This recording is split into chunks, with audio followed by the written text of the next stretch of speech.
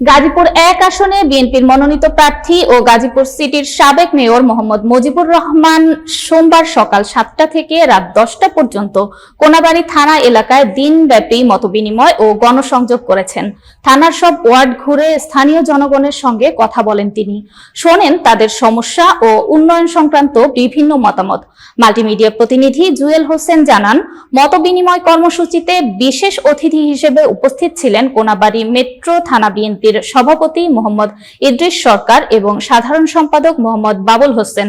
তারা এলাকাবাসীকে ধানের শীষের পক্ষে সংগঠিত থাকার আহ্বান জানান।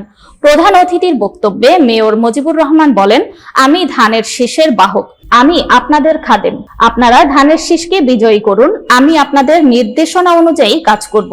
তিনি উন্নয়ন, ন্যায় বিচার এবং গণমানুষের অধিকার প্রতিষ্ঠায় কাজ করার প্রতিশ্রুতি পুনর্ব্যক্ত করেন। দিনব্যাপী গণসংযোগ শেষে দেশনেত্রী বেগম খালেদা জিয়ার রোগ মুক্তি কামনায় দোয়ার মাধ্যমে অনুষ্ঠানের সমাপ্তি ঘোষণা করা হয়।